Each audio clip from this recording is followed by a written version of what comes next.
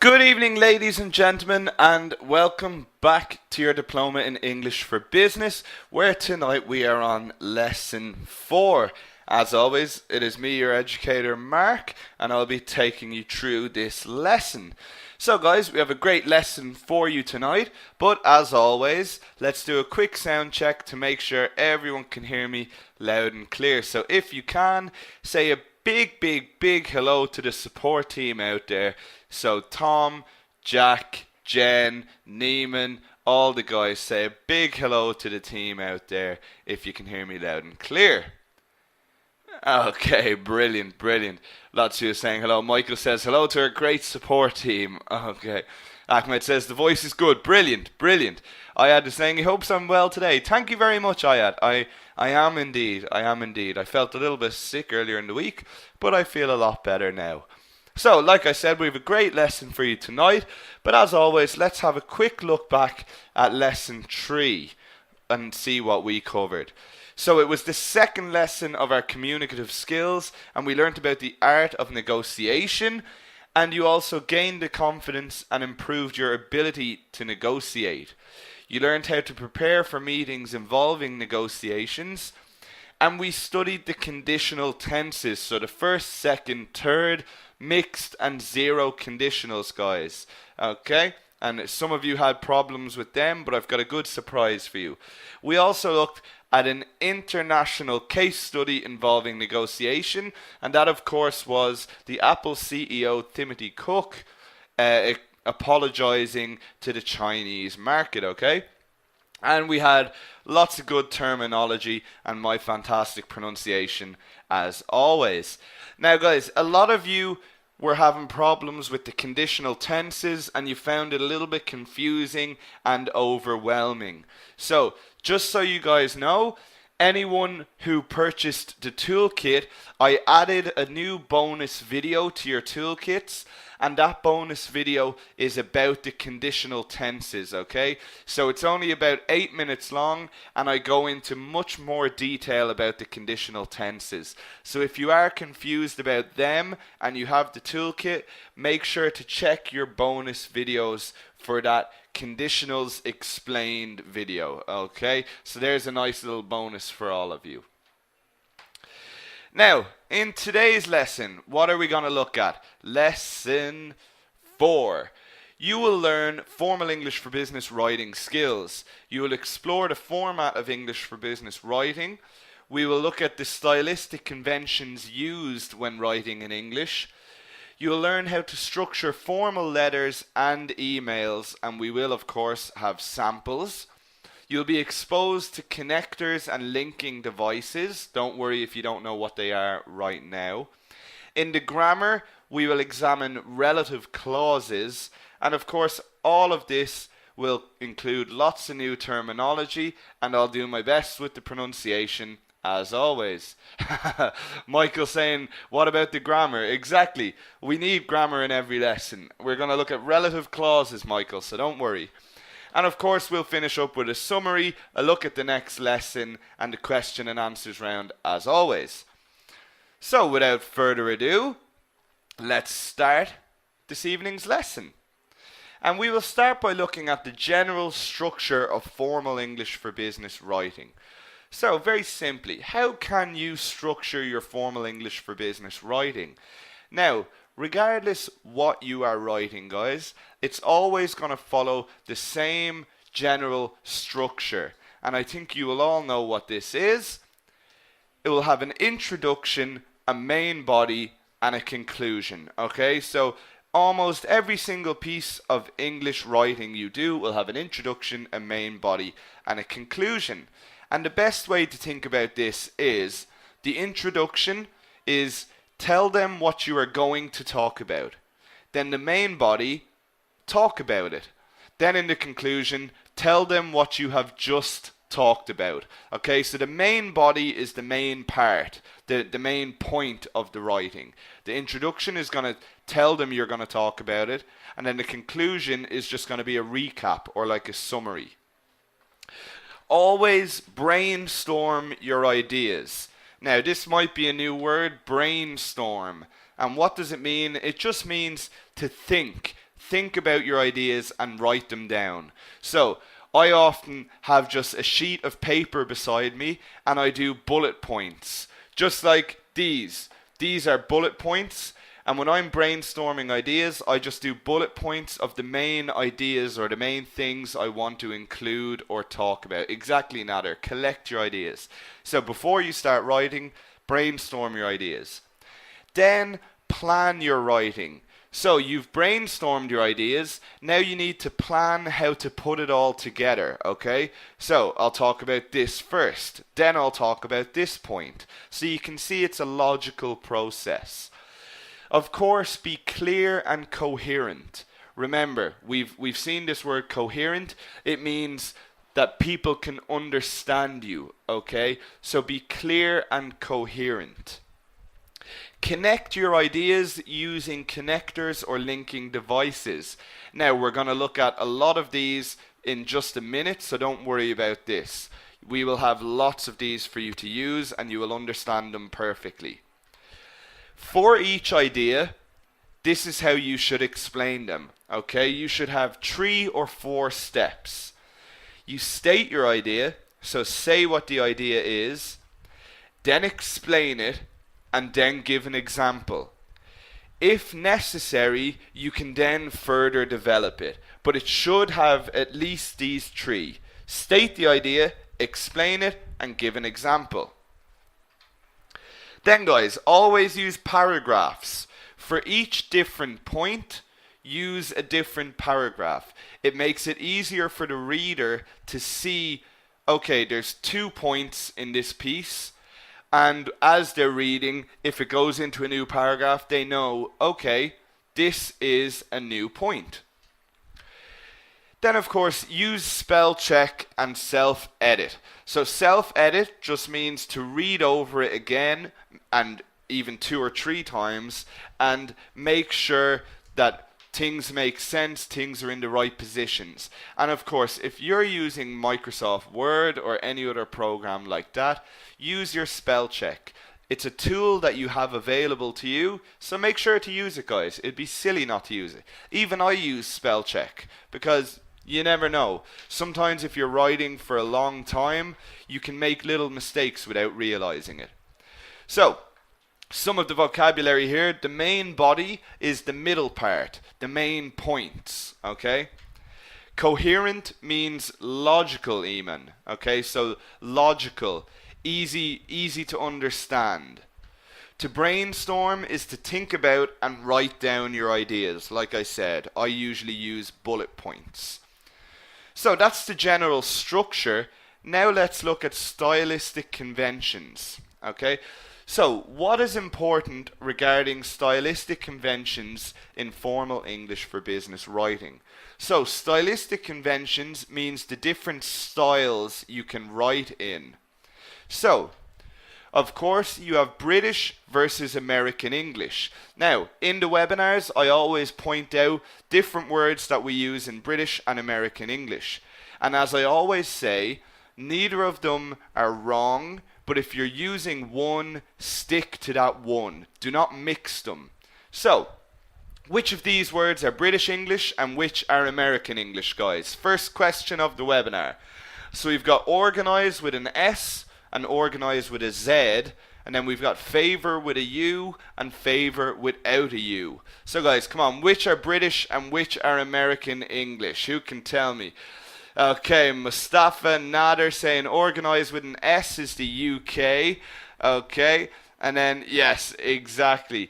Favor with no U and organize with the Z is of course the American. So there are lots of little spelling differences in British and American English, and just remember to stick to one. So neither are wrong. If you're more used to American English, stick to that. If you're more used to British English, like I am, stick to that, okay? Just be consistent. Next, you have the register. And what we mean by the register is formal or informal language. Now, we're going to look at this a bit later. For example, think of an email, and you are sending an email to the CEO of your company. That, of course, is going to be formal. But what if you're sending an email to the guy who sits beside you in work, okay, just asking him about a report? That could be informal. Okay, so and of course there will be different words, different phrases, different ways to address people, and we will look at this later. Spelling, okay, of course spelling is important. This is an English course. I could say that in an informal email the spelling is not too important, but I would never say that because I'm an English teacher. So as far as I'm concerned, spelling is always important. Punctuation. Okay, what does punctuation mean? Full stops, commas, colons, semicolons, quotation marks, question marks, exclamation marks. That is punctuation, okay? And in the next lesson, lesson 5, we are going to look at every single part of punctuation. So you don't need to worry about that because you will all be masters at punctuation. Then you've got the type of writing. And depending on the type of writing, you will use a different type of language. So we've got essays, reports, letters, emails, etc. So for example, an essay is going to be telling a story. I did this, then I did this. A report, like we'll see in lesson 5, will use unbiased factual language. This happened, this is true.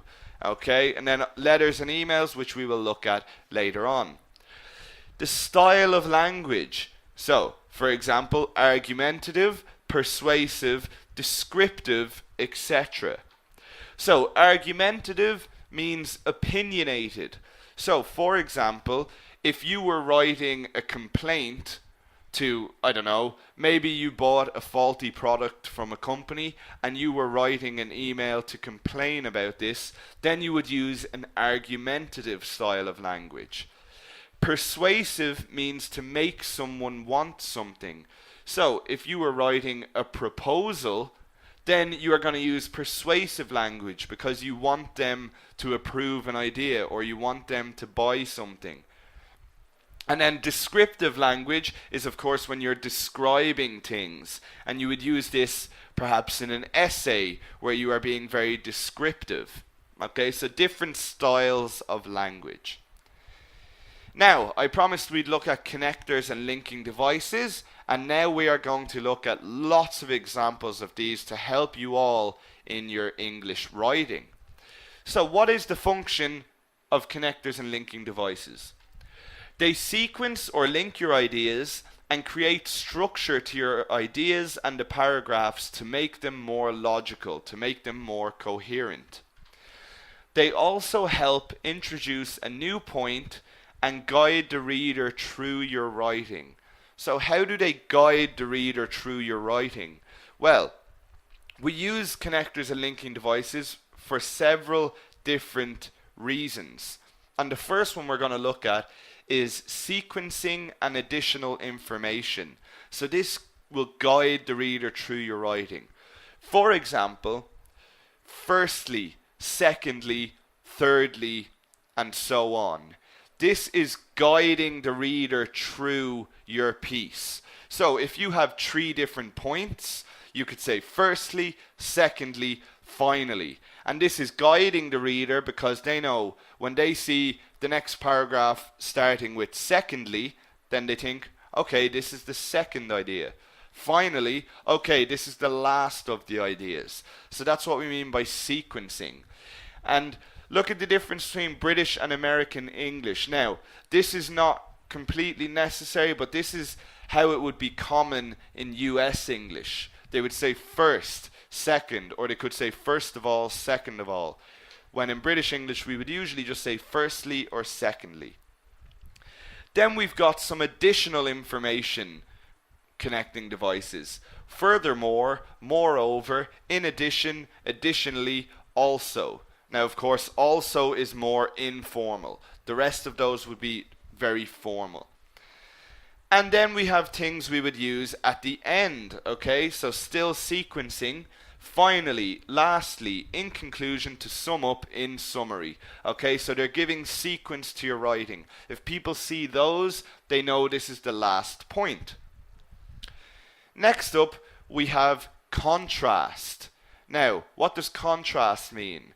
It means the opposite, okay?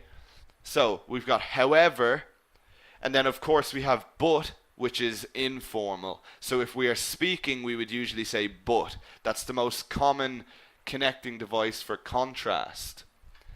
Then we've got on the one hand, on the other hand. On the one hand, he is being paid a lot more money than everyone else.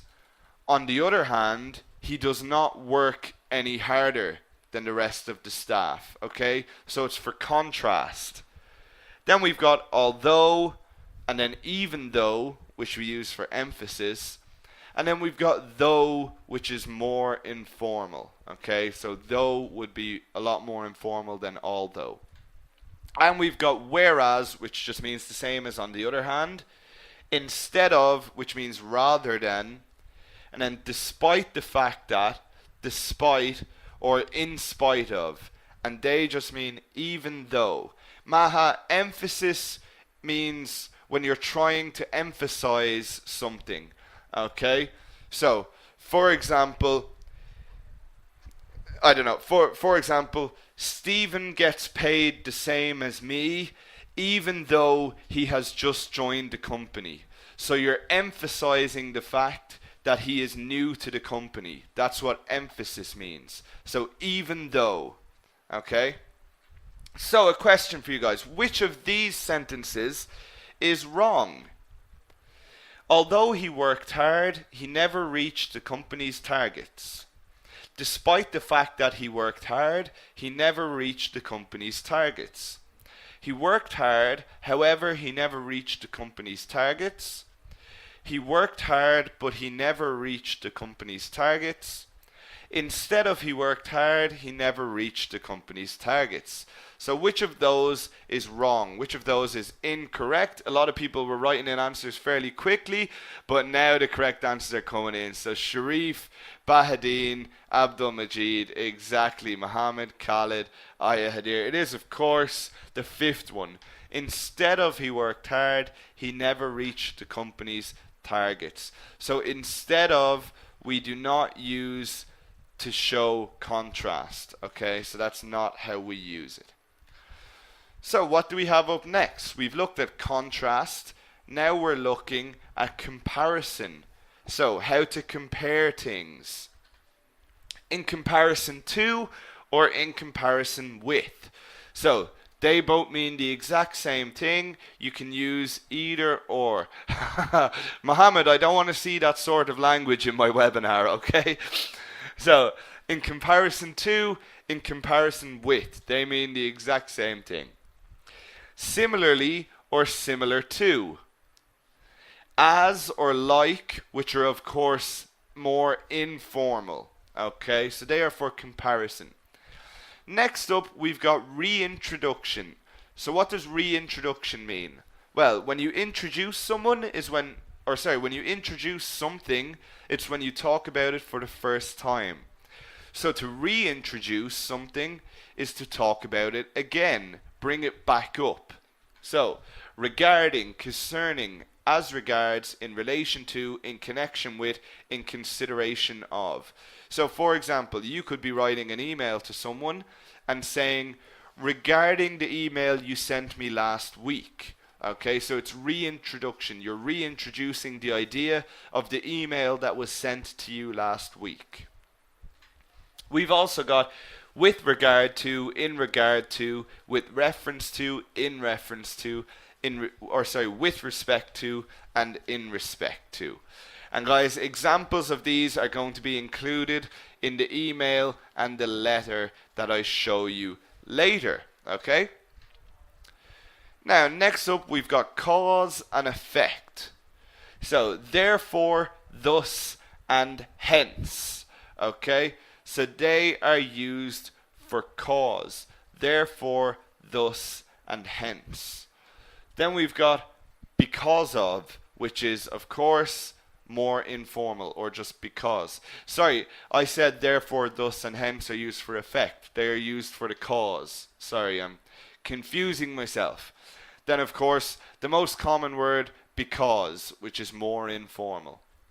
Then we've got since and also as, which are more informal also. And we've got as a result or as a result of, as a consequence, consequently, and due to. Okay, Zainab is asking the meaning of thus and hence. They just mean the same as so. Okay, so in formal writing we would not use so, we would use thus and hence.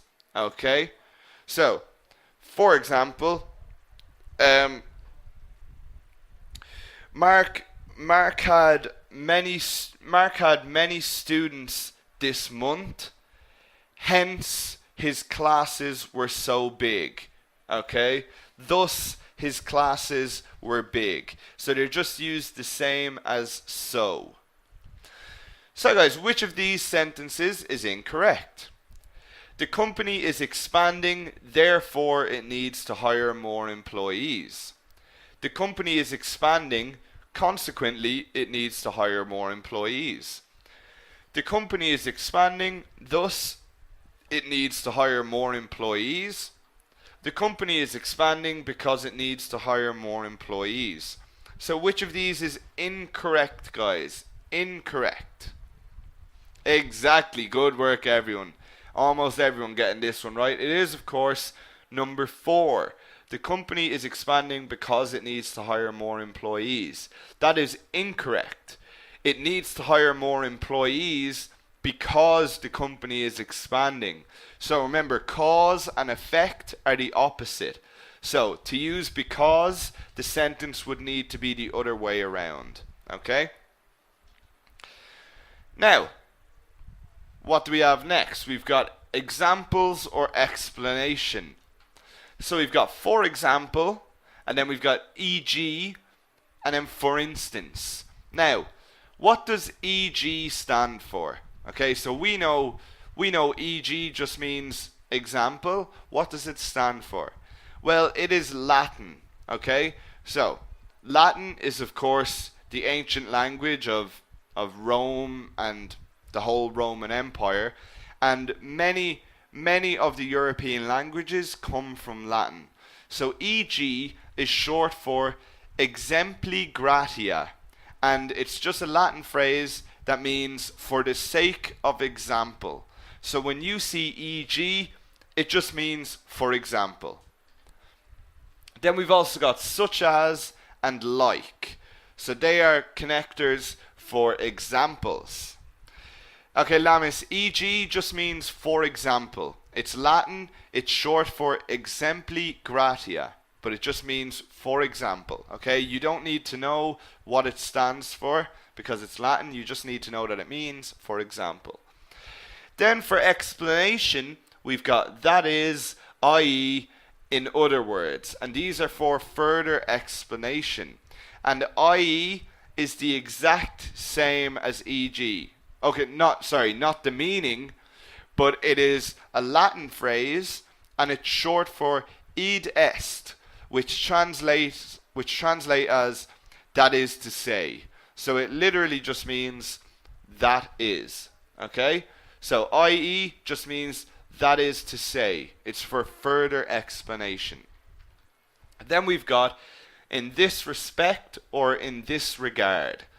And then in this case or instance. As shown by, as illustrated by, as presented by. Okay? So these are all for examples or explanation. So Amani, you can use i.e. when you want to give further explanation. Okay? So e.g. is used to give one or more possible examples, while i.e. clarifies something. You provide more precise information. Okay? And you'll see me use e.g. and i.e. throughout the webinars. I always use them, and you'll start to pick up on them now, okay? Now, next up, we've got generally or specifically. Okay, so let's look at generally first. In general, generally, typically, normally. Then we've got specifics. So in particular or particularly. In this context, in this case, in this instance. Now guys, look at these two words, and they are commonly mixed up, even by native English speakers. People always get these two words mixed up. So specially and especially. Now, can anyone tell me what they think the difference between these two words is? And don't say British and American English, because that's not the case. They are two completely different words. So, can anyone give me an answer or what they think? Ahmed says he was going to say British and American English. Okay. Well, it's quite simple. It's quite simple. Specially is for a particular purpose. Especially just means particularly. Okay? So, let's think about this. Mark was hired specially to teach English. So for a particular purpose. Mark was hired specially to teach English. Now let's look at especially. Mark is especially good at teaching English. So Mark is particularly good at teaching English. So, can you see the difference between them? Okay? And I mean, yes, I know the examples were kind of giving myself a pat on the back, but they were just the first examples I could think of, and of course I think they were true. Okay, so Mark was hired specially to teach English because he is especially good at teaching English. So you can see the difference there. So a question now to see if you understand it. Oh, and there's been a mistake with the slide. Okay, well, unfortunately guys, I have given you one of the answers because I have messed up the timing on my slides. But which of these sentences are incorrect? Okay, so the managers are specifically helpful in most companies. The managers are especially helpful in most companies. The managers hired John especially to increase sales. The managers hired John specifically to increase sales. So there is two incorrect answers here, guys. So I've accidentally given you one of them. Now, who can tell me what the other incorrect sentence is, guys? So what do we think? What do we think? What do we think? Okay, lots of good answers coming in, and very good, guys. This is difficult, but a lot of people are getting the right answer. It is, of course, number one.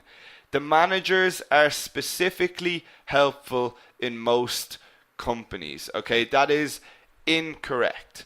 Especially should be used there. Okay, so good work to everyone who got that one correct, because that can be quite difficult. Okay, so remember, specifically is for a particular purpose. So the managers are specifically helpful in most companies does not make sense. Whereas especially means particularly. So the managers are particularly helpful in most companies. It should be especially, okay? So good work everyone there. Now, let's look at the language and conventions for formal letter writing. So we've had our connectors and linking devices.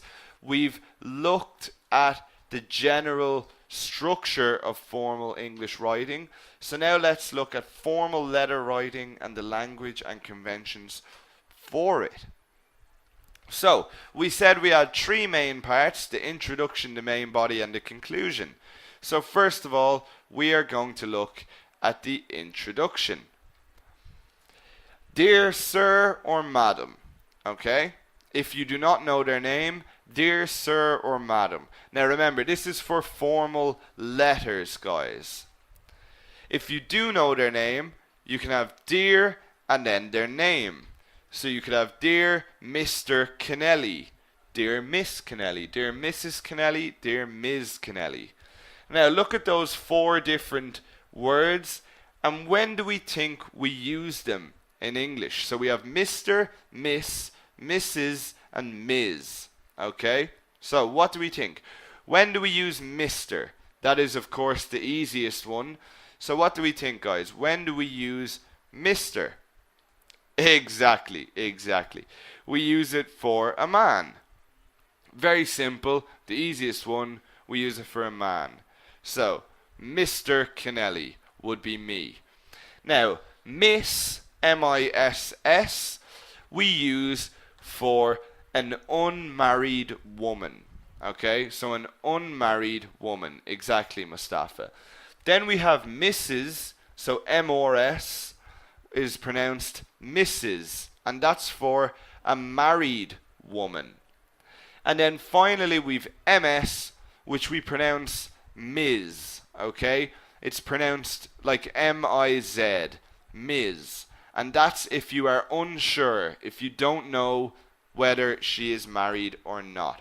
Okay, so we use Mr. for a man, Miss for an unmarried woman, Mrs. for a married woman, and Ms., the woman can be single or married. Now guys, I will point out that nowadays this is extremely formal and it's almost a little bit outdated. So nowadays it is becoming more and more common to just use Ms. and make no differentiation between married or unmarried, and just to use Ms. all the time. Okay? So that is becoming more and more common. But this is formal English for business writing, and I want you all to have every bit of information. So that's when we use those 4 different titles.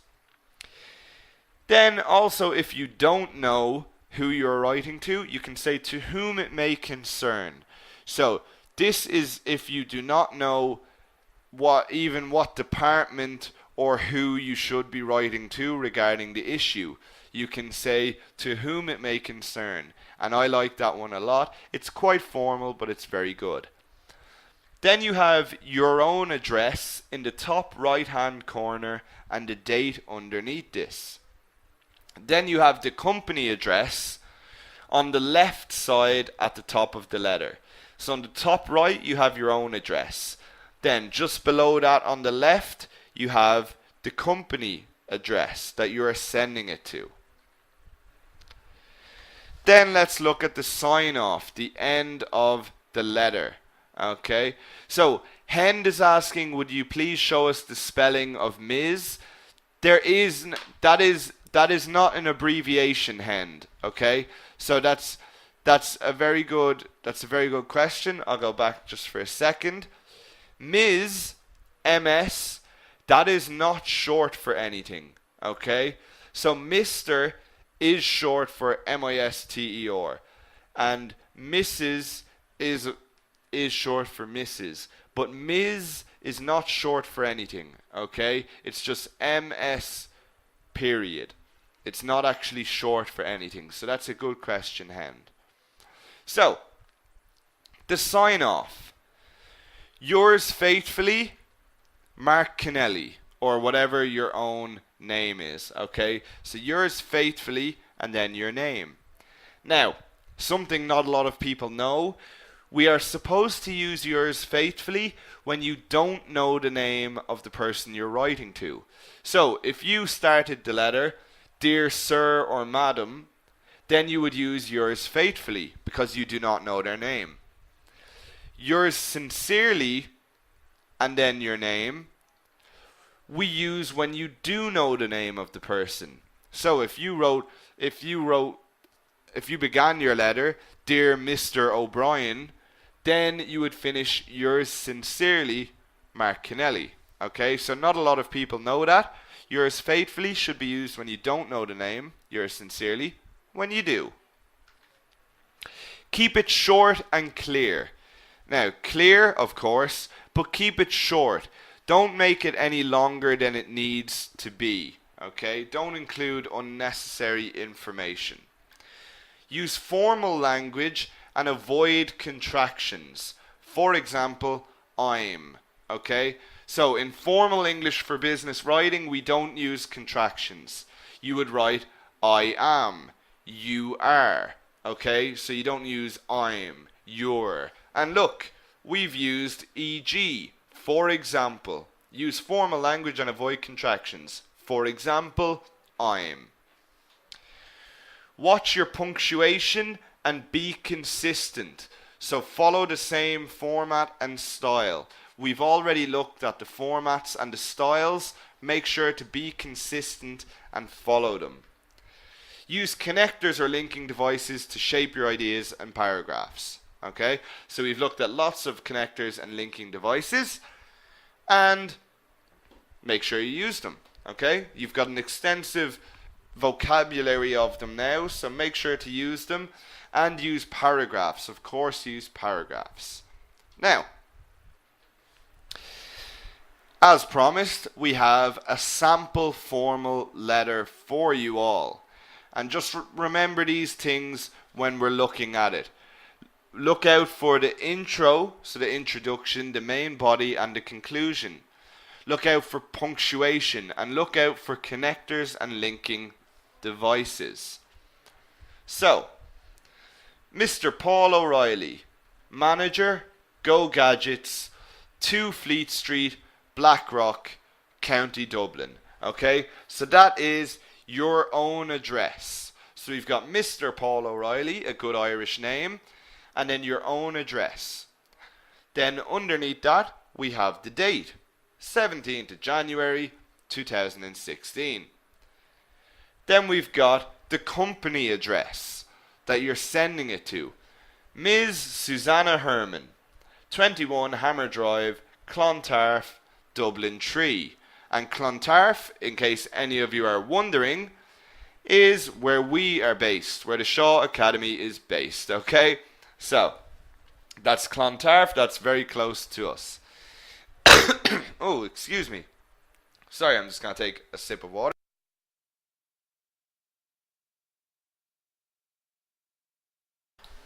So, we have started, Dear Ms. Herman, okay?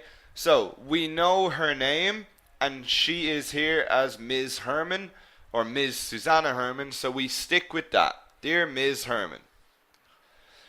With reference to your order, number 3691, placed on the 11th of January, I am writing to apologize for the delay in dispatching the item.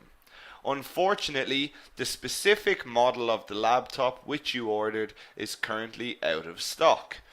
However, it should be back in stock by Monday. We expect to ship your order within the next 3 days. Please do not hesitate to contact us if you have any queries. Thank you for your patience while we are resolving this issue. Now guys, which sign off are we going to use here? We know her name is Ms. Herman, so which sign off do you think we will use? Brilliant. The first person I saw with the correct answer was Naban, and it is yours sincerely, Paul O'Reilly. And then if you want, manager of Go Gadgets in brackets. So look at the connectors and linking devices we have used here. With reference to your order. So that's reintroduction. However, that's contrast. Now look at this. I am writing to apologize. Not I'm, not the contraction I'm. It is I am writing to apologize, okay? Then look at this line here. Please do not hesitate to contact us if you have any queries. That's an excellent sentence to use at the end of any letter or email. And look, it's a conditional. And the conditional clause is second, which means there's no comma. So just like we learned in the conditionals, okay? Now, a bit of vocabulary from that. To dispatch just means to send, okay? out of stock means not available to buy at the moment. Now guys, what is out of stock an example of? So, out of stock. Unfortunately, the specific model of the laptop which you ordered is currently out of stock. So, what is out of stock an example of, guys? Brilliant work, brilliant work. Bahadine and Shaima were the first people I saw with the correct answer. It's a compound adjective. Okay. Now, Mahmoud is asking what queries are. A query just means a question. It's a more formal way of writing a question. So, please do not hesitate to contact us if you have any questions, if you have any queries. To hesitate means to delay or to wait. So, please do not delay if you have any questions. Let us know straight away. To resolve the issue is to fix the problem. Okay, so lots of nice vocabulary in that sample letter. Now, that was formal letter writing. Now, let's move on to something that we all use in our everyday job, in business, in our professional life. And that is the language and conventions for formal emails. Okay, so emails are something everyone uses, and I know more and more, no matter what country you're working in, that people are communicating via emails more and more in English. So let's look at these. Now, it's similar to the formal letter writing, but there are some little changes when writing emails. They are never quite as formal as letters. So your introduction, dear sir or madam, and for an email that would be very formal. To whom it may concern, remember, if you don't know exactly who you are writing to, so if you have a question for a company, but you don't know if you should be writing to human resources or customer support or management or sales advisor, then you address to whom it may concern. Okay? Then dear, and then their name, and of course Mr., Miss, Mrs. and Ms. And these would be very formal for an email, often too formal for an email. So you'll see a lot of the time in emails, you would just say hi and then their name. So if any of you have received emails from me so far, don't worry, you definitely will before the end of the course. I usually just address you as hi Omar, or hi Shaima, hi Evelyn, hi Katya. Okay, so that's how I address my emails. And of course, don't forget to fill in the subject field. So the subject field, there's often confusion about this. The subject field does not need to be a full sentence. It can just be words or important words or phrases to get across the purpose of the email, the subject of the email. Okay? Yes, Maha, you can of course use hello as well. So I could introduce the email saying hello Maha. That's no problem at all. Yeah, perfect.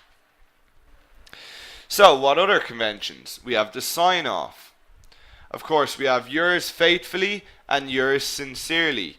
Used in the same way, but remember, these are very, very formal. So we wouldn't often use these in emails. In emails, it is much more common to use best regards, kind regards, regards, thanks, okay? And then the name. So you can use any of these. They are much more common in emails.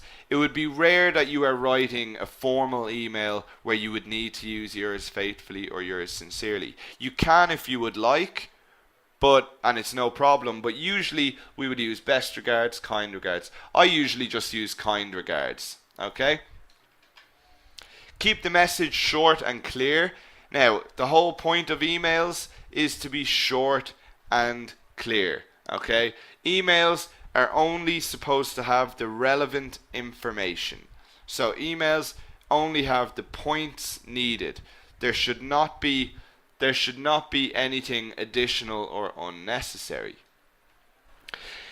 Use formal language. So if you're writing a formal email, you should of course use formal language. So, and a lot of the time your work emails will be somewhat formal, so you should use formal language.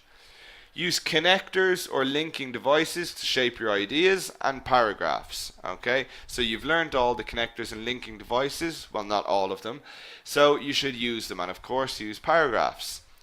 So just as we did with the letter, let's look at a sample email now, guys, and let's look out for the things that we have just learned. So the email address, english.business@shawacademy.com. So whoever you're sending it to, okay, who we call the recipient. Then you've got your subject, English for Business course details. So it's not a full sentence. It's not a full sentence at all. It is just the important words or a phrase. Date, 3rd of October 2015. Although your computer will automatically have the date, so you don't have to worry about that. You don't have to think about what to type in. Any computer or whatever email system you use will automatically have the date. Alright, should hope it will automatically have the date. So, hi Mark. Like we said, in emails, most of the time it is perfectly acceptable to use hi Mark or hello Mark, even if it is relatively formal. I'm writing to you regarding the English for Business course. I just wondered how the course is assessed and what will I receive at the end of the course. I would be grateful if you could answer my queries. Kind regards, Jose Fernandez. So what have we got here? We've got hi to address the person. So hi or hello. You could say dear Mark, but there's no need. This is not a formal email. I'm writing to you regarding the English for Business course. Notice we're using a contraction because it's an email, so it's okay. And I'm writing to you regarding, that's reintroduction. I'm writing to you regarding the English for Business course. Now the recipient knows what we're talking about. I just wondered how the course is assessed and what will I receive at the end of the course. I would be grateful if you could answer my queries. That's a nice little line there. Kind regards, Jose Fernandez. And notice that it is short and clear. Okay? Very short and clear. Assessed means how it is graded. Okay? How the course is assessed, how the course is graded. Now, let's look at other expressions we can use for both letters and emails.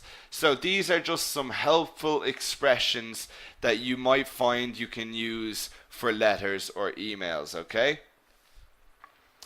Yes, Fatima, queries and inquiries are different. So inquiries is spelt INQUIORIES, and we're actually going to look at that in a second, so don't worry about that, Fatima. So I am writing to you in relation to, or I'm writing to you regarding. I am writing this letter or email to inquire about, or to inform you, to apologize for, to apply for, to confirm. So that's a great sentence to begin your letter or email. I am writing this letter to inform you about, or to apologize for, or to apply for the job, or to confirm your attendance. Okay? So your first line is telling them why you are writing the letter or email. With reference to, I would like to. The issue needs further clarification, or the matter needs further clarification. Thank you for your email concerning. We aim to rectify the issue as soon as possible. I would be grateful if you would, or I would be grateful if you could. Would it be possible to? If you need any further information, please do not hesitate to contact me. And look at that, that's a conditional. If you need any further information, comma, please do not hesitate to contact me. If you have any queries, please do not hesitate to contact me.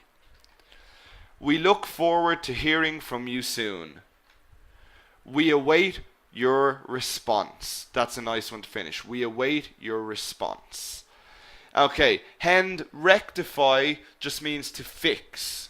Okay, rectify means fix. We aim to fix the issue as soon as possible. Now, a lot of you are asking about if you attach a file.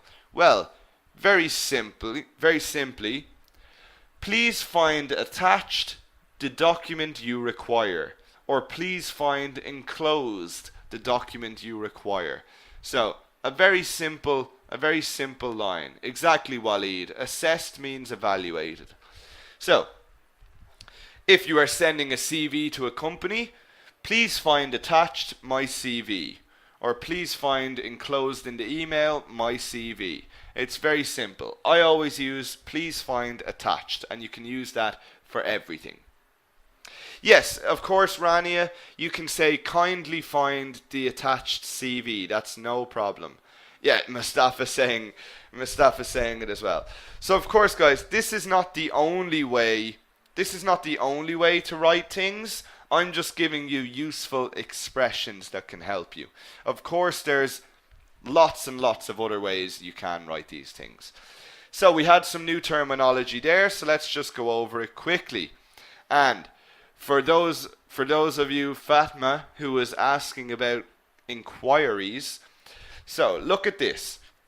To inquire about is to ask about something, a general query, okay? A general question. And this is typical in British English. Then we've got a different verb, to inquire, with an I. And this is usually used for making formal investigations. And it's typical in US English, okay? So it's worth pointing out that nowadays in English, both of these are often used interchangeably. People use one for all the meanings. But traditionally, this is the difference between the two. Inquire with an E is a general question, to ask about something. Inquire with an I is for making a formal investigation, okay? So that's traditionally the difference. But in practice nowadays, British English just use inquire with an E.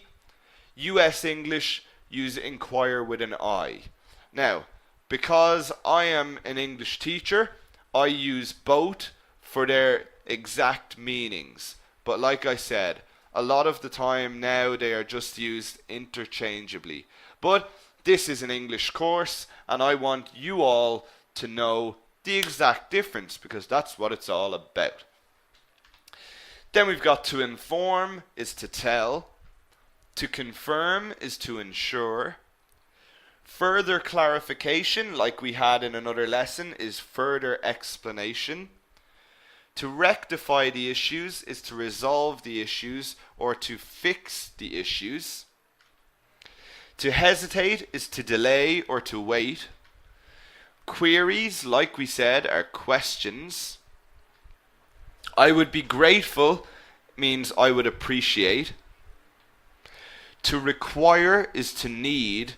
So I require your attention, I need your attention. Okay, so that was our new vocabulary, our new terminology from the formal writing. And now, guys, we had a lot of stuff there, so I think we need to ease off tonight's lesson with one simple thing. What do we all think it means? What do we think is coming up next? My favourite part, your favourite part, everyone's favourite part of the lessons. Exactly. I'm glad you all understand how this works now. It's time for some grammar. Woohoo! And today we are going to look. I don't want to see those sad faces. Come on, Elzbieta. No need for the sad face. Okay. So, for today's grammar, we are going to look at relative clauses. Now, this is quite simple, but it's something that people make mistakes on all of the time. Even native English speakers. So, first of all, let's see what a relative clause is. And we have two types. We have defining relative clauses and non-defining relative clauses. So first of all, let's look at an example from the letter. Unfortunately, the specific model of the laptop which you ordered is currently out of stock. So, who can tell me, is this a defining relative clause or a non-defining relative clause? So, who can be the first one with the correct answer? Let's see. And brilliant, Amar was the first one I saw with the right answer. Lots of people coming in now. Sakshi, Noha, brilliant. Evelyn, Michael, very good, very good. It is a defining relative clause. So, well done to all of you. And we will see why in a minute when we look at the difference between the two. This is a defining relative clause. Hassan says that you do not know the difference. Well, don't worry. In about 5 minutes, you will be clear on the difference. I am going to teach you, Hassan. I'm going to teach all of you. Okay. So, what is the function of a relative clause? They give us information about the subject or the object, and they can make two sentences become one longer sentence. They are typical in formal writing. So, the relative clause always starts with a relative pronoun. Now, what are our relative pronouns? Well, we've got who for a person, whom for, which is also used for a person. But remember, who is used for a subject, whom is used for an object. Then we've got which can be an animal or an object, that, where, and whose for a possession. Okay? A clause, Ahmed, just means the part of a sentence. So remember, when we did our conditionals, a conditional has two clauses, the conditional clause and the resultant clause. So the clause just means the part of a sentence. And we are looking at relative clauses here. And relative clauses always start with a relative pronoun. One of these beautiful words here. Now, let's look at the difference between the two. So, first up we have defining relative clauses. A defining relative clause, as it says in the name, defines the subject or the object. We do not use a comma to separate the sentence. And the relative pronoun that can replace who or which. So we use who for people and which for places or things, but in a defining relative clause, that can replace both of them. But it is more informal, okay? Now let's look at an example. The man who is the CEO of Shaw Academy participated in the 2012 Olympic Games. Now, first of all, I would like to point out that that is not true. It's just an example. I can tell you now that the man who is the CEO of the Shaw Academy most certainly did not participate in the 2012 Olympic Games. But it's just an example of a defining relative clause. So look, we did not use a comma, and we could replace who with that if we wanted. The man that is the CEO of Shaw Academy participated in the 2012 Olympic Games. Now, the relative clause here, who is the CEO of Shaw Academy? That's the relative clause. Who is the CEO of Shaw Academy? And this defines the subject.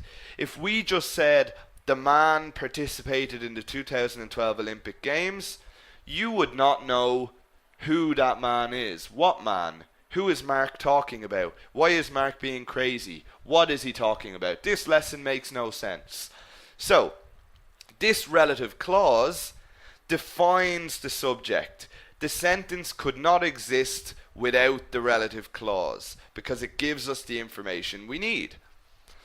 Whereas, in a non-defining relative clause, it provides additional or extra information about the subject or object. We do use commas to separate the clause, and with these we cannot use that to replace who or which. We must use either who or which. We can't replace them with that. Okay? For example, Bill Gates, who is the founder of Microsoft, participated in the 2012 Olympic Games. Again, I would like to point out, it is not true. I think we all know that Bill Gates does not have the physique to participate in the Olympic Games. No offense to Bill Gates. Hopefully he doesn't hear that I said that. But this is giving additional information about the subject. Look at this sentence. Could it exist without the relative clause? Bill Gates participated in the 2012 Olympic Games. Yes, it could. It could exist without the clause. We don't need the clause. It's additional information. Bill Gates, for those of you who did not know, who is the founder of Microsoft. So it's additional information, okay? So the difference between the two is actually very easy. Michael is saying that you're going to tell Bill Gates. Please do not tell Bill Gates. He has a lot more money than me, and he could do very bad things with me with that money, okay? So, a question to see if you all understand the difference. So, which of these is a non-defining relative clause? Employees who work hard will be rewarded. Steve Jobs, who was the founder of Apple, was extremely creative. A company which makes a lot of profit will be successful. A good boss rewards their workers. So which of these is a non-defining relative clause? Exactly. Good work, guys. Good work. Number 2, Steve Jobs, who was the founder of Apple, was extremely creative. It's very easy to see. First of all, I'll point out that number 4 is not a relative clause at all. A good boss rewards their workers, so that's not even a relative clause. So anyone who answered number 4 is very wrong. Shame on you. Number 1 and number 3 do have relative clauses. We see which, we see who, but they are defining. No commas. So the easiest way, comma, additional information. Who was the founder of Apple? Okay, so very good work to everyone who got that one. And that brings us nicely, guys, onto this week's class interaction. So well done to everyone who participated in last week's class interaction, but I want to see even more this week, even more. And remember, I don't want the answer now. I want you to tweet me this answer or comment under the YouTube video, guys. So get ready to do a screenshot or whatever you have to do for the next question. So here is an email, okay? Now, I want you guys to tell me, what do you think is incorrect in this email? So, do your screenshot, do whatever you need to do, and then I want you to tweet your answer to me at Shaw Academy EFB, or you can use the hashtag Shaw English. And remember that tomorrow I will put up a video on my YouTube channel and Twitter containing the answer and another fun challenge. So remember, my Twitter at Shaw Academy EFB, or if you don't have Twitter, my YouTube channel, Shaw Academy English for Business. So make sure to tweet the correct answer to me or comment under the YouTube video. A lot of people saying they can't find the YouTube channel. If you just type into YouTube Shaw Academy English for Business, you will find it. You will find it there. Okay? So, that brings us to the end of today's lesson, and let's just have a quick summary of what we learned. Well, you learned about formal English for business writing, and you explored the format of formal business writing. You studied stylistic conventions. You were exposed to connectors and linking devices, and lots of these. You examined relative clauses. And of course, we acquired much more terminology and were exposed to my fantastic, unbelievable pronunciation. So guys, now we can continue building on your English for business. Remember to attend all of the lessons live because you get to ask questions to me in real time and benefit the most. And as you all know, I try to answer every question you guys ask, but there are a lot of students, so it's physically impossible for me, okay? So that's why the fantastic support team tries their best to answer the questions I don't.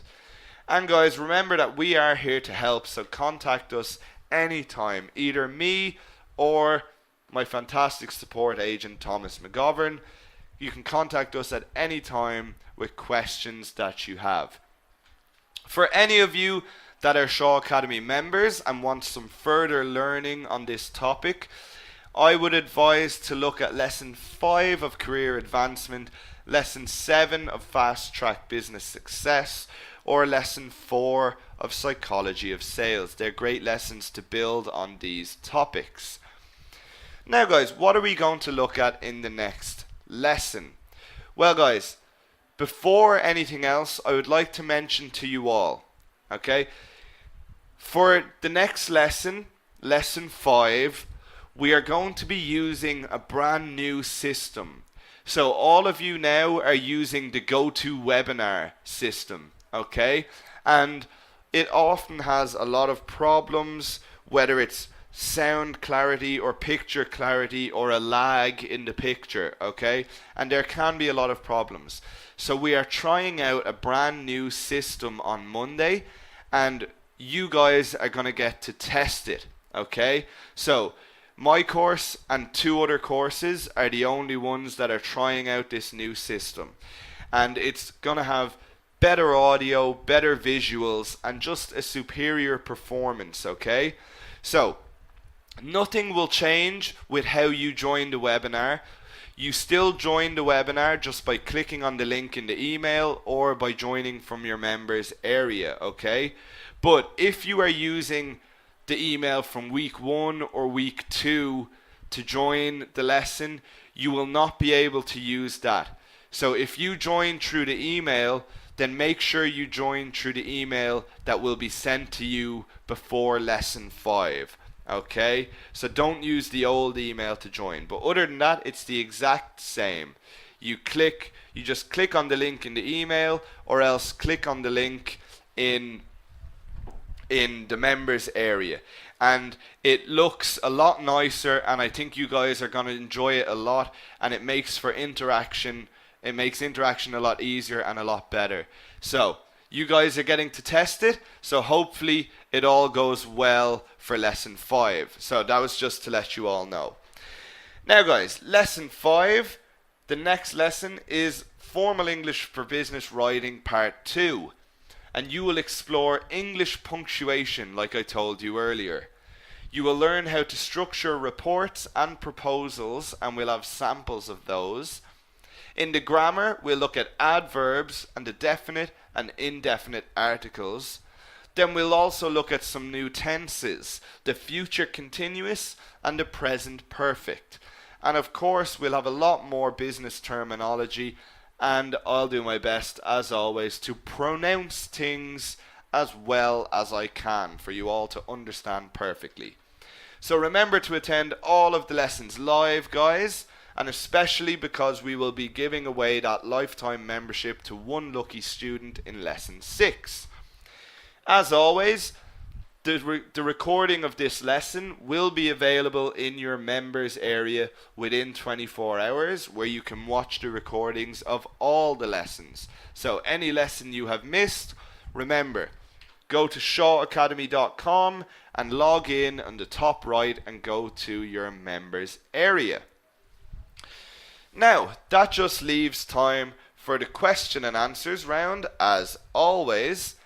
And like always, I'm going to just take a minute just to get a glass of water while you guys type any questions you have into your question box, and I'll be back in just under a minute to answer as many of you lovely people's questions as I can, okay? So I'll be back in just under a minute, guys. Get those questions typed in.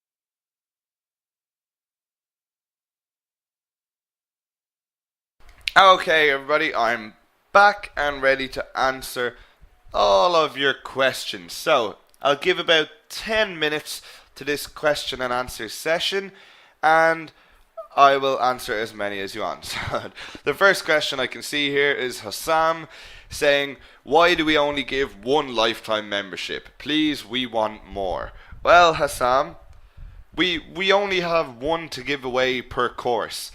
So we have a lot of courses here at the Shaw Academy, and we can't give lifetime membership to everyone because lifetime membership is very expensive.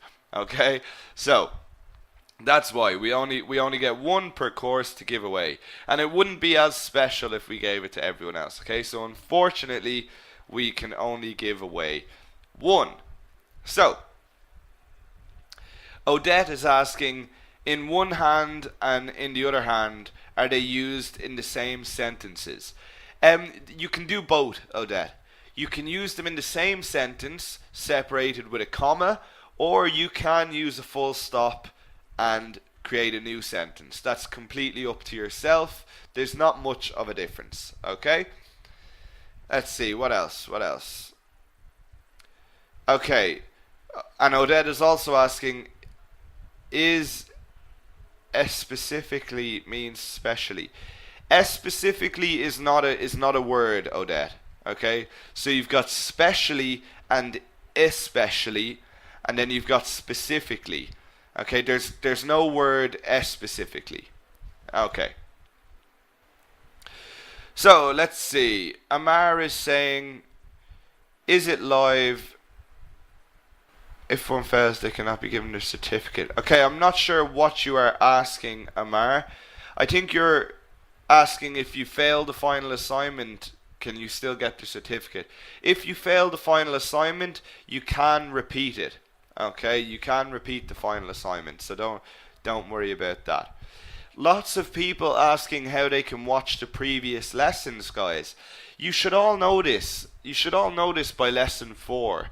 You log into the Shaw Academy website and go to your members area, and then you will see English. You will see English for Business, November 14th. So, or November 15th. Okay, so that is your course, and you click into that, and you will be able to see the recordings of all of the lessons. So whether you miss a lesson or you just want to watch them again, that is where you find those recordings. Okay? Let's see. Mahmoud is saying the difference between want, wanna, and using informal and informal. Okay, Mahmoud, you should never use wanna, okay? Because that's not an actual word, okay? That's slang. It's colloquial. So there's a difference between informal and slang, and wanna is slang. So you would never use wanna in any written correspondence, okay? You would only use that in colloquial language when you're talking to friends and things like that. Okay. Bothaina is saying, could I answer the first assignment now? Of course, guys. The weekly assignments can be done as many times as you like. They are not graded, they are just practice. So, week 1 or assignment 1 was put up last week, and assignment 2 will go up this Friday. And guys, I encourage you to do these weekly assignments because they are great practice, okay? And they can also be found in your members area on shawacademy.com. Okay. Naban is saying, when can you use I look forward to hearing from you? Formal or informal? Naban, that could be used for both.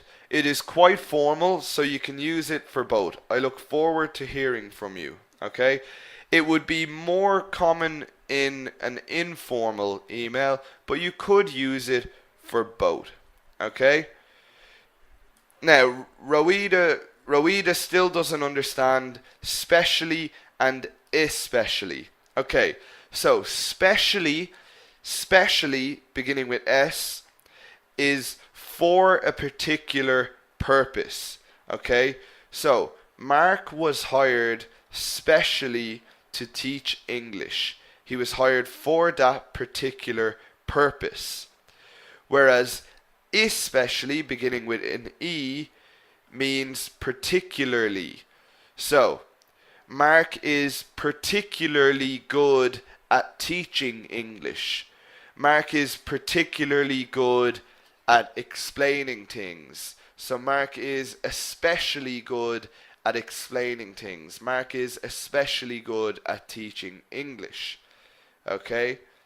So does that make sense? We use the GoToWebinar system specially for these webinars.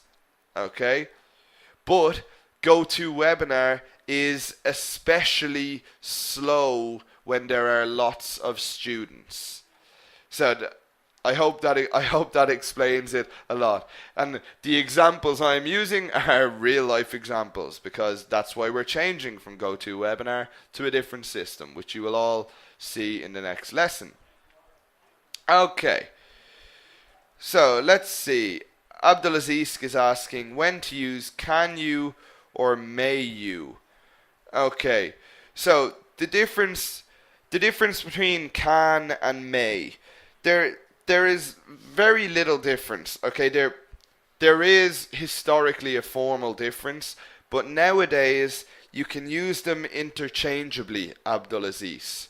So may, a lot of people think may is slightly more formal.